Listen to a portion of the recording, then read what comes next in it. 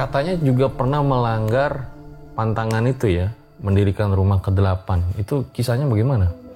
Bapak saya tuh dulu bilang kalau melanggar ya ada resikonya tersendiri. Bisa pindah, bisa sakit, bisa mati gitu. Cekcok. Ya ternyata ya emang saya juga begitu mengalaminya. Katanya di sini tidak boleh bermain wayang, dan pernah ada yang main wayang itu langsung meninggal di tempat. Itu benar apa tidak, Pak? Jadi dulu memang pernah ada yang nekat mengadakan pertunjukan wayang kulit, tiba-tiba ada yang digunggal untuk lehernya, hampir putus. Mas, ada apa? Wah, mohon maaf Pak, saya mau nanya, Masnya aslinya mana? Saya dari Jogja. Terus saya muter-muter ke sini, Pak, tapi nggak ada jalan keluar katanya. Loh, jalan ke utara itu ada jalan keluar Mas itu. Masalahnya masuk Kampung Pitu cuma satu akses. Nggak ada sama sekali, cuma hutan belantara katanya. Di Kampung Pitu ini terkenal membingungkan. Itu nggak cuma 1-2 orang.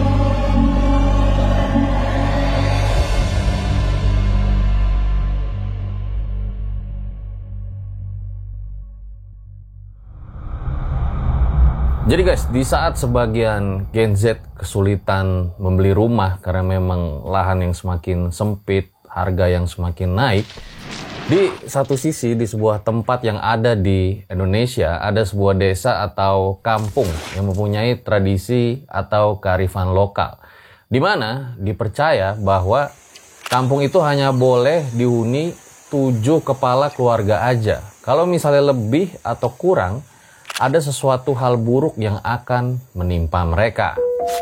Nah, balik lagi ya, Indonesia itu kan kaya akan tradisi, kepercayaan, budaya yang tentunya menarik bila kita lestarikan.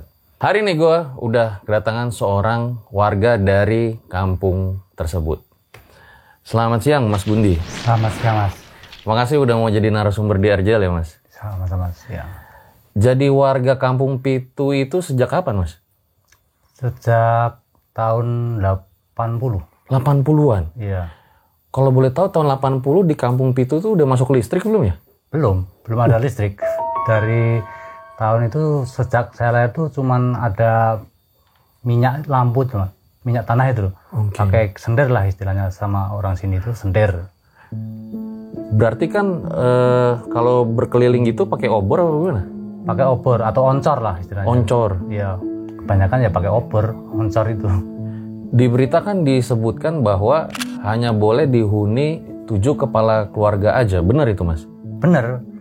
Cuman yang mengharuskan itu alam lah istilahnya, bukan warga ya. Jadi ini mungkin sudah adat atau gimana, saya nggak tahu. Cuman kalau warga boleh, silahkan mau berapa kakak boleh. Cuman kita sebagai warga itu rasa tidak enak lah kalau lebih dari 7 kakak itu. Berarti sampai hari ini masih 7 kakaknya? Masih 7. Pernah ada nggak sih yang melanggar tradisi tersebut? Pernah ada. Ya misalnya saya sendiri ya, itu kan pernah melanggar. Ya sebenarnya sih mau nggak istilahnya nggak mau melanggar, cuman kan kalau punya istri kan enaknya tinggal di bikin rumah sendiri gitu kan. Iya. Cuman ya itu tadi beberapa bulan lah, nggak sampai 1 tahun. 99 nikah, tahun 2000 pindah. Karena mengalami kejadian-kejadian ya, yang di luar naral gitu. Ya gak enak lah istilahnya. Sering cekcok sama istri, sama keluarga, cari nafkah susah. Itu dari saya belajar dari kehidupan itu sudah nggak enak gitu. Oke, ditahan dulu ceritanya Mas. Nah, seperti apa kisah pada kali ini? Gua harap kalian ya jangan hanya lihat cerita horornya aja, tapi bisa ngambil nilai budaya, nilai-nilai moral yang ada pada episode kali ini. Spesial ulang tahun ke-8 RJL, jangan lupa juga tonton film Pengantin Setan, tayang 16 Januari 2025 di bioskop.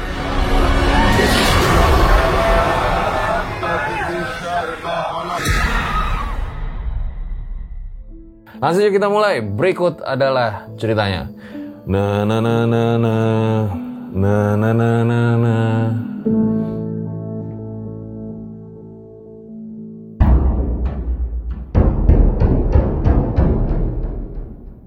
Ya, seperti biasa guys, kalau di RJL nggak ada narasumbernya, kita suruh tambah-tambahin ceritanya. Mas Gundi, boleh diceritain dulu tuh dikisahkan sama orang-orang tua tentang hanya boleh 7 kepala keluarga tuh seperti apa ya? Ya seperti saat ini yang masih yang dirasakan oleh warga sini itu, kalau lebih dari 7 itu biasanya ada yang pindah gitu. Jadi saya hidup dari tahun 80 sampai sekarang memang cuma 7 yang tinggal di sini. 7 kakak lah istilahnya itu.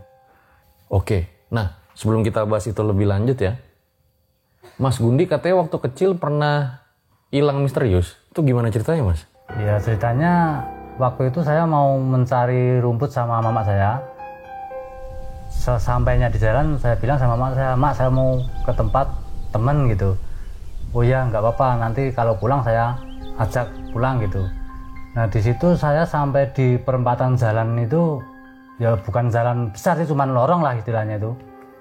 Itu saya ketemu istilahnya nenek sama kakek gitu, dikasihkan 3 atau 2 pisang lah. Nenek kakeknya seperti apa Mas? Ya seperti manusia biasa, cuman aku juga nggak kenal, cuman saya tuh sok kayak kenal akrab itulah istilahnya itu. Pakai baju Jawa biasa, kayak batik-batik gitu, cuman bukan adat lah, bukan adat Jawa, cuman pakai baju Jawa lah istilahnya gitu. Rambutnya panjang, ya terurai putih itu, cuman aku nggak takut, seolah-olah aku udah kenal sama dia tuh loh, udah akrab gitu. Cuman nggak ngobrol banyak, nggak ada obrolan mungkin sama kakek nenek itu, cuman dikasihnya beberapa pisang itu. Terus saya ke tempatnya teman saya itu namanya Sisur, tapi udah pindah lah orangnya itu.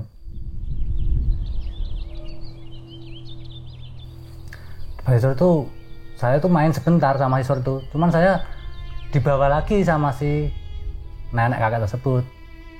Dibawanya ke tempat rumah kosong lah. Di situ kan di tepi jalan itu ada rumah kosong itu, tapi sekarang udah dibongkar sih.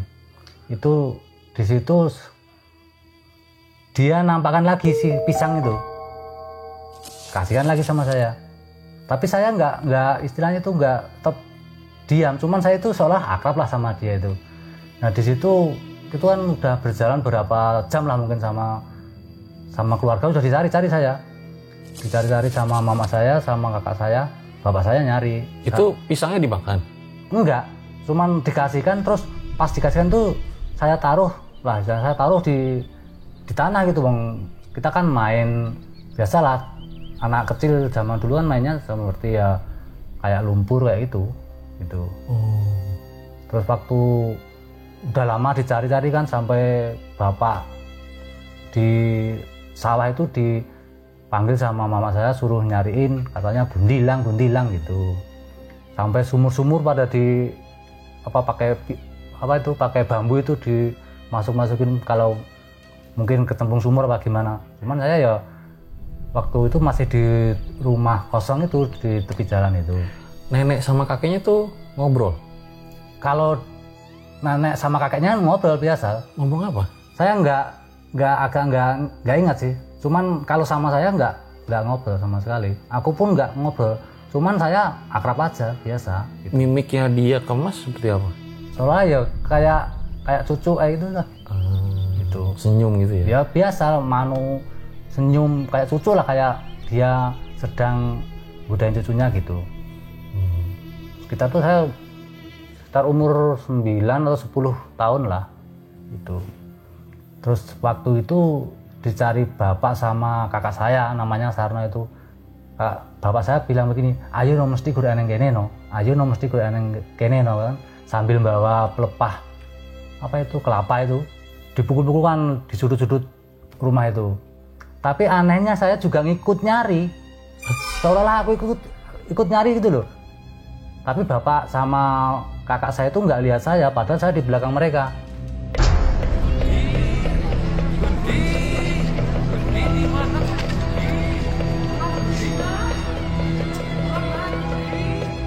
aku nggak tahu aku nyari apa, cuman aku ikut nyari.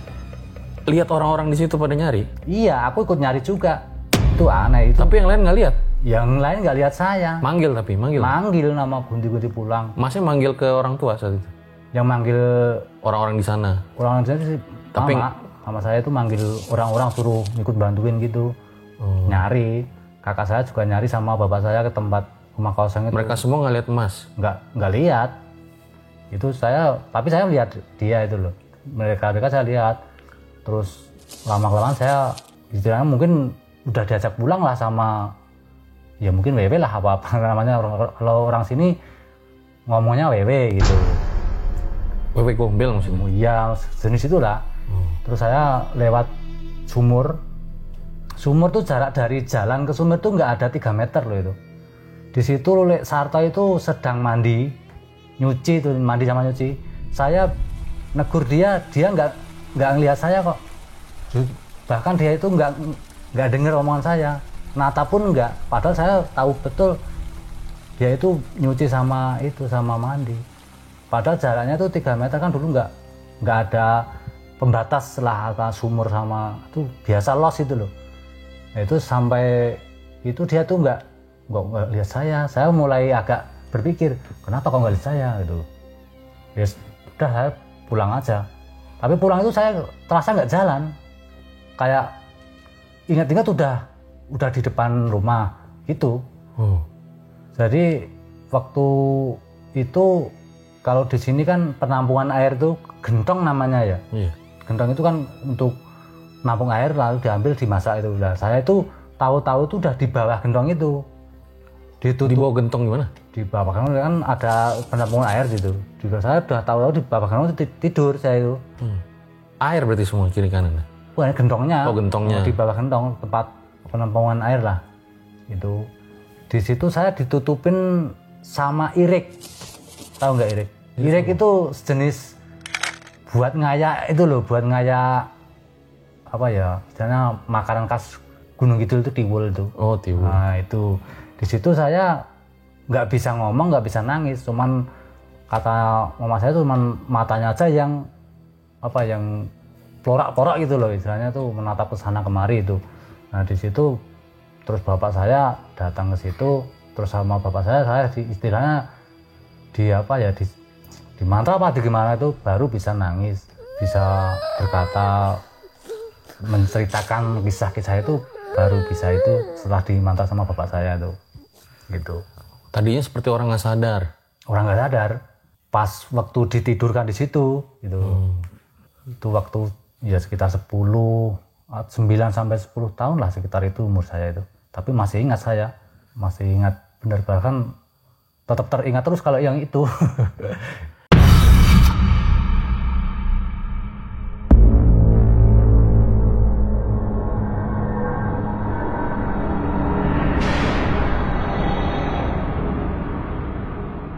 Ini ada lagi nih pengalaman saya waktu saya masih kecil. Itu istilahnya menggembala lah, angon sapi itu di situ sekitar jam 9 lah, jam 9 pagi itu masih dekat rumah kosong juga sih. Itu ada bulatan cahaya, yang bulatan cahaya tersebut ada beberapa macam warnanya itu, ada yang hijau, kuning, merah sama putih. Di situ saya heran, kok ada cahaya di situ, tepatnya di batu. Jadi itu istilahnya pas batunya itu kelihatan banget, itu nempel di batu itu. Itu saya lihat tuh ada warnanya yang aneh-aneh lah istilahnya. Ada batu kok warnanya banyak banget, saya pikir begitu. Terus saya deketin, cuman saya deketin itu lama-lama mudar, hilang. Saya juga heran kenapa kok bisa begitu, padahal itu sekitar jam 9 pagi waktu itu saya gembala itu. Ya cuaca sih nggak begitu panas, cuman ya tetap cerah lah istilahnya itu. Terus itu pengalaman yang pertama. Terus yang pengalaman yang kedua itu, kalau di rumah kosong pernah lihat penampakan nggak gitu, warga atau siapa? Di rumah kosong itu banyak penampakan sebenarnya itu. ada penampakan itu apa kayak orang berjubah putih itu juga ada sebenarnya. Di perempatan jalan itu depan rumah kosong itu banyak. Bahkan sore itu ada yang mau ke tempat anaknya itu dilihat orang terus dia manggil, tapi waktu dipanggil langsung hilang si orang itu, bahkan bawa obor itu orang. Itu banyak yang kayak gitu kalau di si jubah putih itu ya.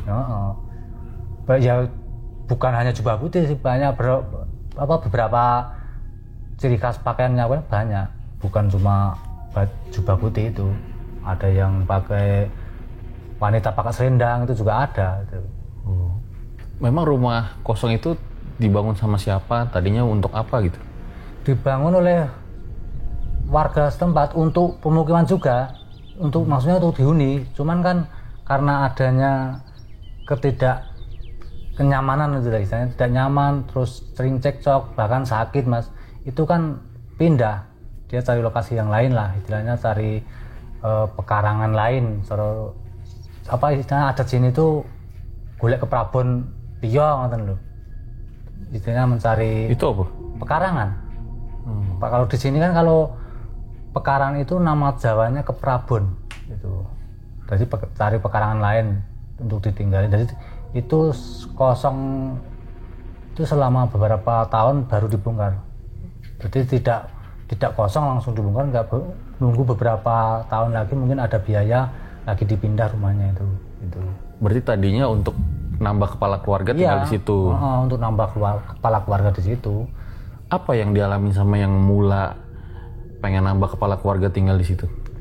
Ya kepengennya nambah keluarga itu kan, alasan pertama itu ngikut istri zaman itu. Cuman kalau nggak tahan, akhirnya karena ada sakit, cekcok sama keluarga, bahkan sama tetangga waktu itu, ya sering istilahnya apa ya, padudon lah cara Jawanya itu akhirnya memutuskan untuk pindah. Jadi dia nggak jadi kampung 8, jadinya cuma 7. Jadi ke-8 itu nggak lama lah istilahnya, jadi kakak 8 itu nggak lama. Dari yang cekcok sakit itu pasti ada, langsung dia pindah gitu. Seputaran di rumah kosong memang seperti itu gitu. Terus ada lagi yang itu waktu jam berapa ya, kalau nggak salah itu jam 3 sore itu cuaca agak mendung, itu ada istilahnya itu sosok kuda sembrani. Kalau katanya kuda sembrani, cuman ya nampak seperti kuda, cuma ada sayapnya itu loh. Itu terbang dari arah Glaga itu ke kampung 7 ini. Terus apa itu hinggapnya ya di Togo Bujangan itu, yang dekat rumah kosong itu loh. Itu sosok, katanya sosok kuda sembrani gitu. Itu waktu ya masih bujangan sih saya ceritanya. Cuman belum lamanya juga ada orang cerita itu banyak seperti itu. Bahkan yang cerita itu sebenarnya sih malah orang kampung sebelah. Kalau orang kampung sini ya ada yang melihat, cuman nggak sering gitu. Cuman banyak yang melihat juga kampung sebelah. Dari zaman dulu nih ya. Dari zaman dulu. Okay. Ya nggak dulu banget sih. Baru berapa tahun kian gitu. Tapi nggak dulu banget tuh. Oke lah, sebelum kita ke cerita Mas Gundi ya yang melanggar pantangan kakak ke-8, ini ada satu warga lagi dari Kampung Pitu yang ingin bercerita pengalamannya.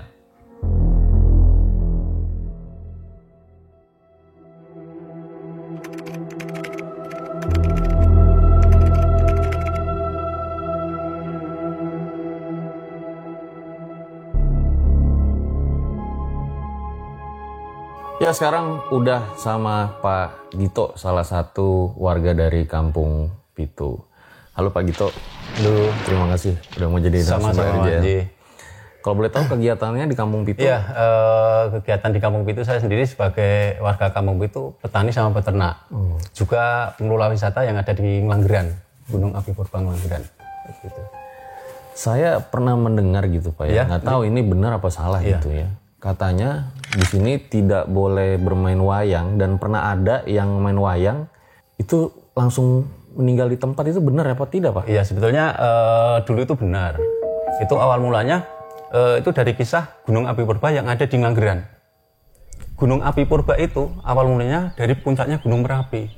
Gunung Merapi sudah terlalu tinggi. Ada kera Anoman bermelintang di puncak Merapi, tiba-tiba Anoman menendang puncak Merapi. Reruntuhannya itu rencana mau dibawa ke Laut Selatan buat membendung Laut Selatan.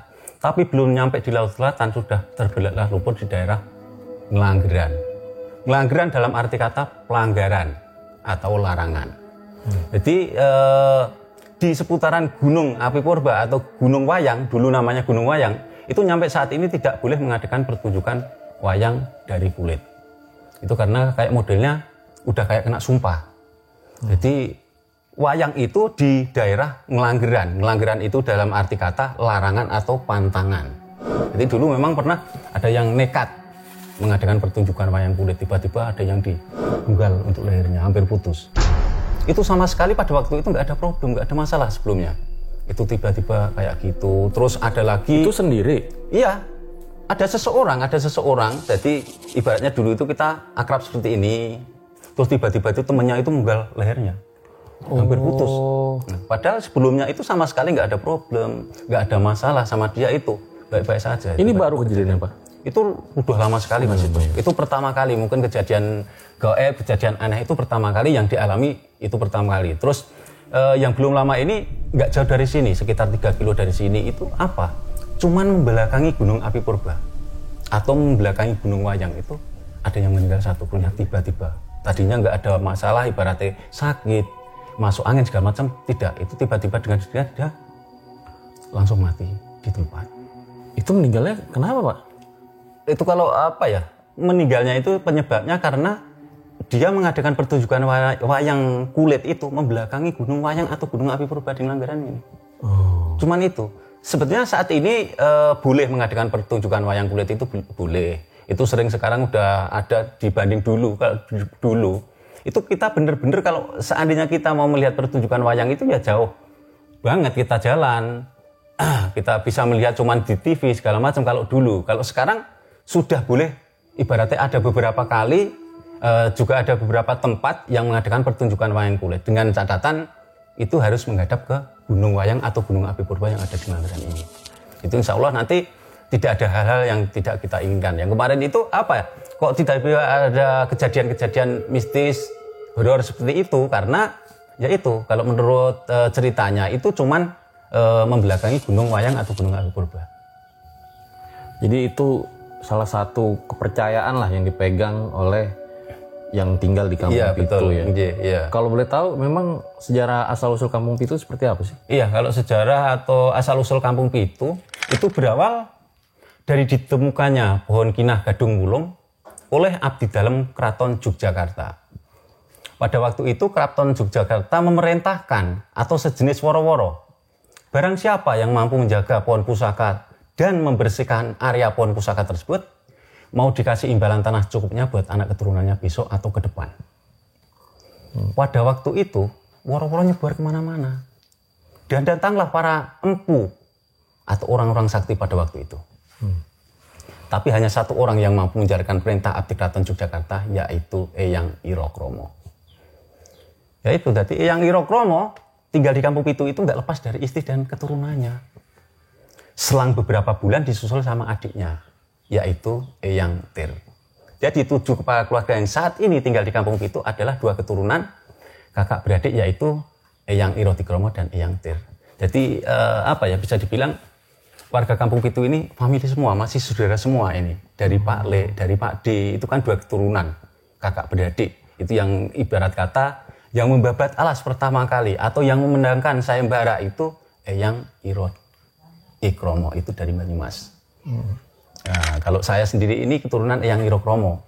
Nyampe di tempatnya Pak Surono itu 5 rumah ini keturunan Eyang Irokromo. Tapi yang 2 rumah yang di sisi timur itu keturunan Eyang Tir. Jadi ya apa ya, bisa dibilang masih saudara, masih family semua sih kayak gitu. Memang ini kampung yang sakral atau sebetulnya biasa aja gitu Pak? Iya, kalau dulu memang bisa dibilang kampung ini benar-benar kampung sakral atau kampung wingit. Benar-benar. Karena apa?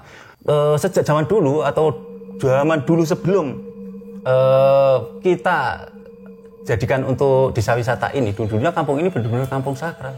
Nggak ada yang berani masuk kampung ini. Hanya orang-orang sakti pada waktu itu yang berani masuk kampung Pitu. Karena apa? Wilayah kampung Pitu ini benar-benar luar biasa sakralnya atau wingitnya. Itu ada beberapa orang yang menghuni ibaratnya di kampung Pitu ini. Galaknya minta ampun, kerengnya minta ampun kan ngaten niku. Jadi nggak ada yang berani. Itu dulu. Tapi berjalannya waktu, sekarang jadi di desa wisata nggak seperti dulu lagi. Kalau dulu benar-benar, apalagi kita itu punya baby atau anak kecil pada waktu itu, punya bayi, itu nggak sama sekali nggak berani keluar rumah. Kalau seandainya dilanggar keluar rumah, biasanya tiba-tiba panas, bayinya panas, terus nangis nggak bisa diem kayak gitu. Jadi ya itu, warga itu benar-benar apa ya? Dulu itu nggak berani keluar rumah lah. Apalagi kalau malam hari kita sama sekali nggak ada penerangan, kita sama sekali nggak punya akses. Jadi apa? Bener-bener sunyi, bener-bener gelap lah di kampung itu. Jadi apa? Nggak ada yang berani sih kalau dulu. Bapak sendiri punya pengalaman? Ya kalau pengalaman itu banyak sekali Mas. Pengalaman yang kita apa ya? Alami? Iya, yang kita alami itu banyak banget. Kebetulan sejak dulu saya tinggal di kampung Pitu ini di tahun 2006. Habis gempa sebelum itu kita masih ikut bapak, ikut orang tua.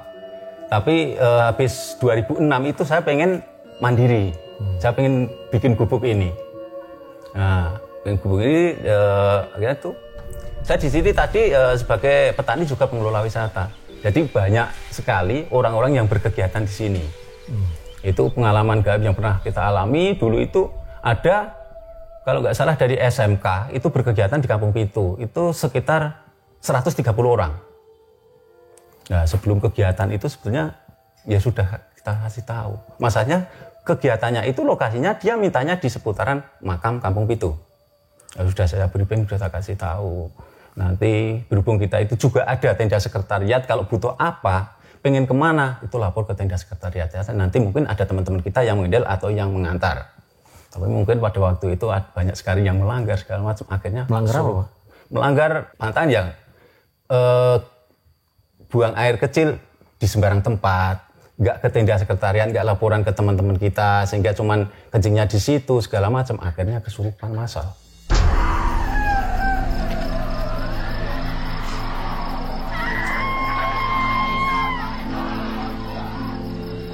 Itu nyampe subuh Mas itu. Nyampe subuh itu hampir 130 orang itu kesurupan semua. Di makam tuh? Di seputaran makam. Jadi kegiatannya pas di depan makam. Oh itu kesurupan massal itu. Pas jerit malam itu kan biasanya malah kegiatan jerit malam biasanya malah ditakut-takutin itu. Akhirnya kesurupan juga. Itu hampir semuanya sekitar 130 Yang paling parah kesurupan gimana? Itu yang paling parah ya itu. Itu dia makan batu, makan tanah. Panggil ibu-ibu itu. Dia kayak nggak bisa lepas itu loh. Makan yang batu? masih, iya makan batu, ngambilin batu itu. Dimakan? Iya dimakan. Sama tanah-tanah itu dimakanin daun-daun kering, terus dimakanin kayak gitu. Itu hampir apa ya bisa dibilang saya dan teman-teman saya itu kerepotan, kebingungan juga. Itu kenapa kejadian kayak gini, ya itu. Terus itu yang pengalaman gaib yang pertama kita alami. Untuk yang kedua itu, sebentar, yang tadi selesainya bagaimana itu Pak? ya itu, jadi nyampe subuh, nyampe hampir pagi itu alhamdulillah bisa terkondisi.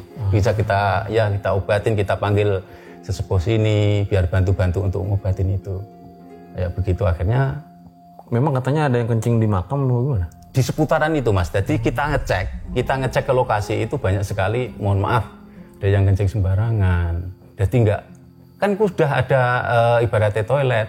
Nanti kita antar ke toilet itu, jadi buang air kencing di seputar makam ya? Seputaran itu, kesalahannya cuma itu, jadi kencing sembarangan, buang air besar, kecil, cuman di daerah situ. Padahal sebelumnya udah kita kasih tahu kalau seandainya butuh apa-apa, butuh air, mau ke kamar mandi, mau ke musola, datang ke tenda sekretariat, laporan sama yang jaga situ, nanti kita sama teman-teman kita mungkin nanti bisa menghandle atau kita kasih keterangan kayak gitu. Mungkin ya anak-anak itu masa apa ya, bisa dibilang darah muda, sehingga wah saya nggak usah kesana aja, simpel aja di sini, cepatnya di situ. Akhirnya ya dampaknya seperti itu, menyepelekan, akhirnya dampaknya hal-hal yang tidak kita inginkan kayak gitu. Nyampe pagi tuh, hampir jam 7 baru selesai kita ngobatin itu. Selesai. Ada lagi? Ya, terus pengalaman yang kedua itu, ini lebih unik dan aneh itu. Jadi apa, pada waktu itu jam 12 malam ya, jam 12 malam sebetulnya saya sudah tidur ya. Di sini saya sudah tidur, dibangunkan saya bapak. Dibangunkan dua saya, ada apa pak? Ini jam berapa? Jam 12. Ada apa? Yuk kita nangkep ular katanya. Di mana? Di sana. Ya, saya kan kayaknya apa ya, belum begitu fresh, kita belum bangun, belum begitu sadar. Saya masih berpikir, jam segini diajak nangkep ular. Di mana? Akhirnya saya ngikut, ya udah. Kita bawa apa? Nggak usah bawa apa-apa, yuk kita ke sana aja. Keburu ularnya pergi katanya. Nah, nyampe di sana, hotel itu gelap mas, nggak ada penerangan jalan, nggak ada lampu, jalannya susah kayak begitu. Itu di sana tuh di mana? Di dekat rumah kosong. Nah, di dekat rumah kosong pada waktu itu. Nah, akhirnya kita jalan ke sana. Kita pakai obor, pakai penerangan lampu bambu. Itu namanya obor, orang Jawa bilang. Kita jalan sama bapak. Ternyata nyampe di sana, di dekat rumah kosong, itu masih, ularnya masih. Nah, bapak bilang ke saya, yuk kita tangkap, kamu mau nangkep di kepalanya atau ekornya? Terus saya jawab, saya ikut bapak aja. Oh yaudah, saya nangkep di kepalanya, kamu ekornya, oke. Ini ular gede apa gimana mas? Itu beratnya 30 kilo. Panjang. Ular apa ya? Ular piton. Itu panjangnya hampir 4 meteran. Masih ada ular piton? Di sini banyak. Ular piton masih banyak di Banyak? Sini. Banyak. Ya, ini sebetulnya musim-musim seperti ini banyak sekali ular yang muncul sih. Malam hari biasanya banyak yang muncul. Nah, kita kembali ke cerita tadi. Tapi di sana, akhirnya bapak nangkap di kepala saya ekor. Saya nangkap ekornya, saya nggak mampu, akhirnya lepas. Lilit kaki bapak. Nah, sedangkan dengan pengetahuan saya, kalau ular melilit itu semakin kenceng ya, lilitnya ya itu semakin terus, lilit semakin kenceng. Akhirnya bapak bilang ke saya, kamu pulang aja, ngambil sabit sama karung pada waktu itu. Oh iya pak, ya itu, kita lari pakai obor, jalannya gelap, nggak ada lampu sama sekali, kita lari pulang itu. Nah balik, kebetulan kita mau pulang itu melewati Telaga Guyangan, yang bagi warga kampung itu di Telaga Guyangan tersebut, itu tempat yang disakralkan. Akhirnya kita nyampe rumah sini, kita ngambil sabit sama karung, kita balik. Kita baliknya lewat depan Telaga Guyangan tersebut. Muncul penampakan perempuan berambut panjang, tapi mukanya itu nggak kelihatan. Masanya rambutnya apa ya? Orang Jawa bilang diure itu. Ure nggak kelihatan mukanya, cuman berdiri. Berdiri tak kejar, kita 3 meter tak kejar, hilang lagi. Sampai sekitar 5 meteran saya kejar. Sampai 5 meter tak tinggal. Mukanya nggak kelihatan? Nggak kelihatan, cuman ketutup rambut. Rambutnya kan diure kayak gitu, panjang semuanya. Tapi kayaknya sudah renta, sudah tua. Diri, itu diam, cuma berdiri doang, diam. Dia nggak ngomong, nggak apa-apa. Cuman gini aja. Wah, itu saya pikir kok jam-jam segini, hampir jam 1 siapa? Ya ini kan tak dekatin, dia hilang lagi. Ya saya mau pergi, muncul lagi dia. Tak dekatin sampai 5 meter itu. Nah, saya sadar, wah berarti bukan orang, ya udah saya tinggal. Ya pengetahuan saya mungkin ada gangguan gaib itu. Kalau saya lama diganggu di situ, kan ular yang melilit bapak itu paling sampai patah kaki bapak. Iya. Biar saya lama kan di situ kan. Nah, akhirnya saya nemuin bapak. Ya udah akhirnya ular itu tak pegang, tak beli seperti ini. Ayo lepas. Akhirnya lepas, kaki bapak tak suruh angkat lepas, ya itu kita masukin ke karung, tak bawa pulang. Dibawa pulang, nyampe di rumah selang 2 hari kalau nggak 3 hari, diminta sama teman adik saya dibawa ke daerah Jogja. Di daerah Jogja dimasukkan ular tersebut, dimasukkan ke dalam tong atau drim, ditutup, dibuka dirinya udah nggak ada ularnya, hilang. Aneh. Ya itu, jadi kalau kejadian-kejadian gaib yang pernah kita alami sering mas dulu itu, sering banget. Jadi nggak cuma 1-2 kali. Pak, kalau boleh tahu, Iya. kegiatan warga di sini tuh apa sih sebelum nanti kita masuk ke pengalaman lain lagi? Iya. Untuk warga Kampung Pitu sendiri itu semuanya petani sama peternak. Sehingga ibarat kata bangun pagi ya udah kita cari rumput, kita cari kayu bakar, terus kita ada yang ke ladang, ada yang ke sawah. Kebetulan saat ini musim tanam padi, jadi bajak sawah segala macam itu. Jadi kebanyakan petani sama peternak itu. Setiap rumah pasti punya ternak sih kalau di Kampung Pitu. Ada yang punya sapi, ada yang kambing. Jadi setiap harinya itu nggak lepas dari cari rumput dan cari kayu bakar sih. Kalau lele nggak ada ternak lele? Lele nggak ada. Masalahnya apa ya? Di sini kayaknya sumber mata air itu agak susah juga. Itu adanya sumber mata air di belakang Guyangan itu, sehingga kayak apa ya? Orang Jawa bilang nggak telaten ngingoni lele itu.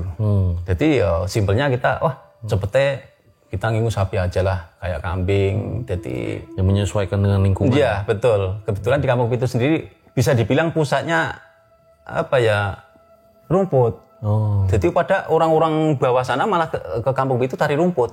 Jadi di sini di gunung, di puncak gunung, sehingga rumput-rumput liar itu banyak sekali. Jadi warga kami punya inisiatif, daripada rumput ini nggak kita pergunakan, nggak kita fungsikan, akhirnya pada punya ternak.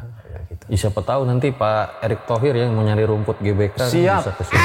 Iya, nanti Ya, ada pengalaman lain, Pak? Iya, kalau pengalaman lain itu sebetulnya kalau mistis-mistis atau horor, itu pengalaman yang sudah kita pernah alami, itu dulu juga pernah. Itu orang yang berkegiatan di Kampung Pitu.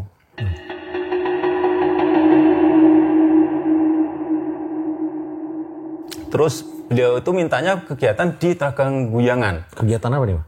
Syuting, bikin film juga. Itu dari Jogja. Padahal untuk di Tragang Guyangan itu, bagi warga Kampung Pitu sendiri, itu tempat diyakini tempat sakral. Itu sudah tak kasih tahu, sudah tak briefing. Terus dia itu bikin film. Akhirnya kita syuting di situ. Selesai syuting itu dia balik ke Jogja. Nyampe di Jogja itu semua isi rumah itu bau bunga semua, Mas. Langsung dia telepon ke saya, Mas, ini kenapa? Bingung saya, bingung kenapa? Saya kira pada waktu kok ini sudah pamitan, sudah balik ke Jogja, kalau telepon ada barang-barang yang ketinggal di rumah atau apa. Ternyata itu dia telepon karena seisi rumahnya itu bau bunga semua. Nah, itu nggak cuma saya, kalau saya itu wajar dong saya dari pergi ini. Tapi bapak saya, ibu saya, adik-adik saya semua bau bunga. Saya bilang kayak gini, tenang aja, itu sekitar jam 7 malam dia telepon. Nanti kita kasih waktu nyampe subuh. Kali subuh itu bau bunga nggak hilang, jenengan cepet lari ke Kampung Pitu. Tapi kalau subuh itu sudah nggak bau lagi, berarti aman. Itu kisahnya apa? Ceritanya apa? Bisa kayak gitu. Kalau seandainya kita mau ngomong di telepon nggak bisa. Kamu harus datang ke Kampung Pitu. Biasanya itu ada yang ikut menunggu Tragang Guyangan itu ikut ke kamu, ikut ke rumah kamu, tapi nggak apa-apa. Cuman ikut aja, saya kayak gitu. Jadi nggak usah takut. Nah, ternyata sampai subuh itu udah nggak ada lagi. Dia telepon udah siang sekitar jam 8:30 dia telepon. Oh udah Pak, sudah nggak ada Pak, bau bunganya itu apa? Ya kapan-kapan jenengan main aja, saya ceritain lah. Jenengan kemarin itu syuting itu di Tragang Guyangan. Sedangkan Tragang Guyangan itu bagi warga Kampung Pitu tempat yang disakralkan. Di Kampung Pitu sendiri ada 3 tempat yang disakralkan. Pertama Tragang Guyangan, yang kedua Wabaringan, yang ketiga di perempatan. Jadi apa ya? Ibarat kata kita itu, warga Kampung Pitu sendiri kalau mau punya hajatan, nikahin anak, itu harus izin ke 3 tempat itu. Itu kemarin itu mungkin ada yang menunggu Tragang Guyangan ikut dengan panjenengan. Emang penunggunya kayak gimana sosoknya, Pak? Kalau yang di sini itu rata-rata yang dilihat perempuan renta atau tua, berambut panjang. Itu rata-rata di situ. Jadi gimana ceritanya tuh, Pak? Ya itu yang cerita tadi saya nangkap peluang itu juga muncul sosok perempuan yang rambutnya panjang, itu sudah tua. Keluarga lain? Keluarga lain itu mungkin yang dialami kakak saya. Kakak saya Gudi itu juga. Itu pernah, kalau nggak salah dulu dibawa ke rumah kosong itu juga perempuan tua itu sama bapak kakek itu. Kayaknya itu. Jadi kebanyakan kalau yang kita alami itu misteri-misteri yang penampakan-penampakan itu munculnya seperti itu. Wow. Perempuan-perempuan kita sudah tua. Tapi yang pernah alami, jadi kita itu apa ya, seolah-olah ada seperti itu, terus kita mau siapa ya ini? Dari mana? Mau lihat langsung ke mukanya atau wajahnya itu nggak bisa karena ditutupi dengan rambut diuri itu. Jadi kalau saya sering lihat itu ya kayak gitu, tapi sering muncul penampakan seperti itu waktu itu. Kayaknya menarik banget nih guys, kalau gua langsung ke Kampung Pitu ya. Tapi kan ini cerita-cerita dulu, nggak tahu kalau sekarang. Gimana, lu setuju apa enggak? 20.000 komen di bawah.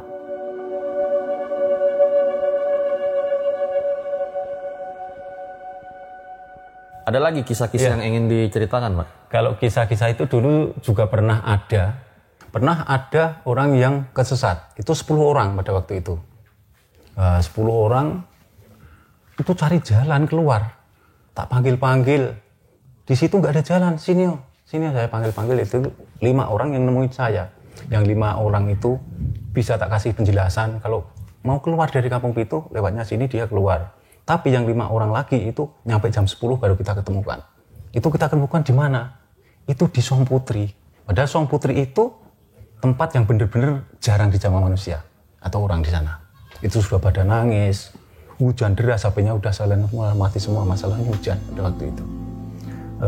Di Kampung Pitu sendiri masalahnya apa? Banyak tempat-tempat yang sakral. Banyak tempat-tempat yang jarang dikunjungi orang, jarang dijamah orang. Sehingga dia itu dibawa ke sana, dilarikan ke Song Putri itu. Song Putri? Iya. Itu tempat apa, Pak? Song Putri itu hutan. Kalau legenda atau cerita dulunya di situ dipakai pertapaan Putri Raja. Song orang Jawa kasih nama Song. Kalau bahasa modern atau bahasa Indonesia, gua-gua kecil. Gua-gua kecil untuk bertapa putri-putri raja zaman dulu. Itu dibawa ke sana 5 orang itu. Akhirnya kita komunikasi sama teman-teman pengelola Gunung Api Purba, kita ketemukan di sana. Itu 5 orang sudah pada nangis. Udah ada yang hampir pingsan kelaparan kayak gitu sih. Awalnya tersesat bagaimana katanya? Dia mah naik ke Gunung Api Purba Ngelanggeran. Terus mau keluar dari Gunung Api Purba Ngelanggeran, dia nggak ada jalan, nggak tahu arah. Kesana cuman ibarat kata jalan ke utara, cuman jurang sama hutan, ke selatan sama aja, nggak ada pintu keluar pada waktu itu. Mundar-mandir kita panggil, Mas, Mbak, di situ nggak ada jalannya, coba kesini, tak kasih tahu. Itu yang 5 orang mendekatin saya, yang 5 orang lolos, yang 5 orang yaitu jam 10 hampir jam setengah 10 baru kita ketemukan di Song Putri. Memang nyambung gitu Pak ke Kampung Pitu? Ya nyambung dari Gunung Api Purba. Sebenarnya Kampung Pitu itu wilayah Gunung Api Purba sisi timur, Mas. Jadi Kampung Pitu itu terletak di puncaknya Gunung Api Purba sisi timur. Jadi nyambung. Masih di Desa Langgeran ya? Betul, Kampung Pitu masih di Desa Langgeran. Mungkin terakhir ini Pak ya, Iya. kita membahas yang larangan Iya. KK lebih dari 7 itu ya. Iya. Kalau melanggar itu yang Bapak ketahui pernah terjadi apa sih? Iya, sepengetahuan saya nyampe saat ini sudah generasi kelima, itu belum pernah melanggar. Tapi dulu itu pernah lebih dari 7 kepala keluarga. Kalau nggak salah ada 8 kepala keluarga. Yang lebih dari 7 ada 8 itu, ibaratnya tinggal di Kampung Pitu, nggak nyampe 1 bulan dia tinggal di Kampung Pitu, dia udah bergeser atau pindah. Lah alasannya apa dia bergeser atau pindah? Itu pertama, dia sering sakit-sakitan, bertengkar sama istri, buatan akur kalih tonggo teparo kalih sederek itu nggak akur, nggak nyaman. Cari ekonomi susah, masalahnya wilayah Kampung Pitu itu bener-bener susah kalau diajak untuk cari ekonomi. Kita nggak punya akses, belum ada penerangan pada waktu itu, sehingga dia punya inisiatif pindah dari Kampung Pitu. Kayak begitu, jadi intinya nggak nyaman lah tinggal di Kampung Pitu, banyak cobaan. Jadi kan saya pernah dengar ada yang mencoba membangun rumah ke-8 gitu untuk jadi kepala keluarga ke-8 gitu ya. Itu berarti yang rumah kosong tadi dimaksud itu? Ya, itu yang rumah kosong. Yang penghuninya pindah itu yang rumah ke-8 sih itu. Yang pernah mungkin dulu saya juga tadi cerita, dulu di situ dipakai untuk ini. Kakak saya diumpetin sama yang menunggu Kampung Pitu mungkin di rumah kosong tersebut. Ya, itu salah satunya yang lebih dari 7 kepala keluarga, ada 8 kepala keluarga, tapi beliau tidak betah tinggal di sini, akhirnya dia pindah dan rumahnya ditinggal di situ. Pak Gito, makasih banget ya. Sama-sama, udah jadi narasumber RJL. Amin, semoga sukses selalu bertani dan beternaknya ya. Amin, amin. Ye.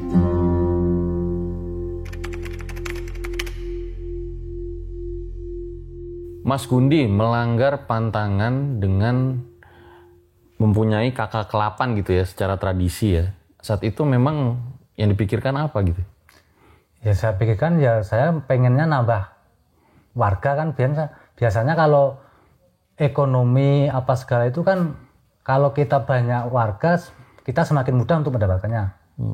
Tapi ya karena 8 kok sudah malah nggak nyaman, kita sering sakit, sering cekcok sama keluarga, sama warga, ya kita memutuskan untuk berhentilah jadi kakak ke-8. Kita mending pindah dari kakak 8 dari Kampung Petuju ini. Sebentar, jadi Mas Gundi itu tinggal di rumah kosong itu atau bagaimana? Yang sekarang masih ditempati sama bapak saya, yang rumah kosong itu milik orang kakak ke-8 yang dulu. Oh, jadi Mas Gundi nggak tinggal di sana? Enggak. Hanya nambah keluarga aja berarti? Ya di tempat bapak saya. Oke. Kalau yang udah dibongkar sekarang itu milik kakak ke-8 yang dulu. Oke. Kalau yang Mas Gundi alami sendiri apa sih pas habis menikah gitu? Ya itu tadi nggak terasa nyaman itulah istilahnya, nggak nyaman, cekcok, sakit. Cekcoknya kayak gimana? Ya kita adu mulu sama istri, ngambek, terus ya minta yang macam-macam. Kalau minta cerai kan macam-macam, maksud saya begitu. Cekcoknya alasannya karena? Alasannya nggak masuk akal sih, cuman ngambil air minum kurang cepet aja jadi masalah, melihat wanita aja jadi masalah gitulah. Jadi cekcok terus sakit-sakitan, akhirnya pindah. Yang parah ya sakit-sakitan itu tadi. Kalau sakit apa emang? ya macam-macam sakitnya itu, intinya itu penyakit ya nggak, kalau di rumah sakit ya biasa nggak sakit gitu aja gitu. Akhirnya memutuskan untuk pindah Dari, supaya tenang. Dan akhirnya ya alhamdulillah sekarang nyaman, enak. Ada yang paling parah nggak sih gitu ketika coba nambah kakak 8 gitu yang terjadi akibatnya? Kalau yang dulu-dulu itu sebenarnya itu banyak sih orang yang mau ke-8 itu parah, itu katanya sampai mati. Itu kan zaman dulu ya, zaman waktu saya belum besar mungkin ya. Sampai meninggal? Ya meninggal itu biasa ada. Entah sebuah kebetulan atau bagaimana gitu ya? Iya, cuman ya kalau dikait-kaitkan mungkin ya kayak kebetulan ya, sama gitu ya, kok sama. Kok kasusnya mirip-mirip sama. Tapi meninggalnya karena kenapa? Ya biasanya sakit. Oh sakit. Ini memang sudah takdir itu. Ya. Tapi kok kayak kebetulan aja gitu ya? Kayak hampir ada kemiripan dari yang kasus lama gitu loh. Kasusnya kan banyak, bukan 1-2 kakak gitu. Oke, makasih Mas Gundi ya. Sukses dan sehat selalu. Amin. 20.000 komen gua ke Kampung Pitu. Itu deh guys, episode spesial ulang tahun ke-8 RJL, dimana harapan gua kalian jangan ngambil tentang horor-horornya aja, tapi bisa ngambil budayanya, terus juga jadi tahu loh di Indonesia ini ada satu kampung yang mempunyai tradisi atau kearifan lokal seperti ini. Teman-teman lagi yang pengen kita unjungin bisa komen atau DM IG gua. Gua Fajar Ritya, RJ5 undur diri. Jangan lupa nonton film Pengantin Setan 16 Januari 2025. Ciao.